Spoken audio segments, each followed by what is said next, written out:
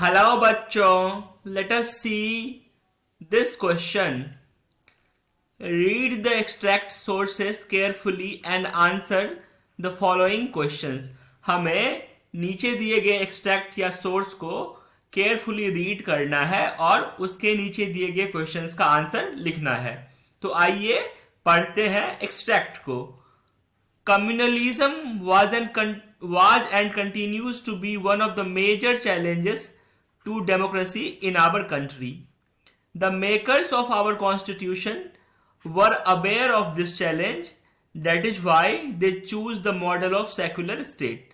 तो हमारा क्वेश्चन कह रहा है कम्युनलिज्म जो है पहले भी और अभी भी एक मेजर चैलेंज है हमारी डेमोक्रेसी के लिए, और हमारे जो कॉन्स्टिट्यूशन मेकर्स थे वो इस बात से अवेयर थे, इसीलिए उन्होंने हमारे देश का मॉडल जो है एक सेक्युलर स्टेट के रूप में रखा। Now let us see the first question. The first question is which of the following is the base of communalism. इसमें से कम्युनलिज्म का बेस क्या है? इसके लिए हमारे पास चार ऑप्शन है। ऑप्शन ए है कास्ट, ऑप्शन बी है ट्राइब, ऑप्शन सी है बोथ ए एंड बी, और ऑप्शन डी है रिलीजन। आइए जानते हैं इस क्वेश्चन का answer. So now before the answer let us see the key concept. So the key concept for these questions are communalism. What is communalism? This is an ideology that leads to differences between groups of people on the basis of religion, caste, ethnicity, etc.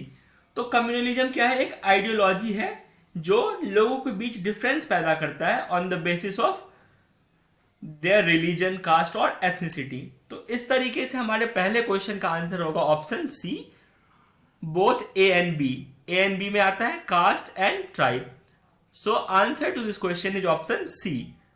Now let us see the second question. Which of the following is a secular state? इनमें से कौन सा एक secular state है? हमारे पास options है Pakistan, Sri Lanka, India और इंग्लैंड। तो इस क्वेश्चन के लिए हमारा आंसर होगा option C, which is India. Now let us see the third question.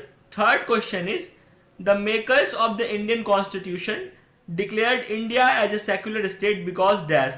They wanted to encourage economic equality.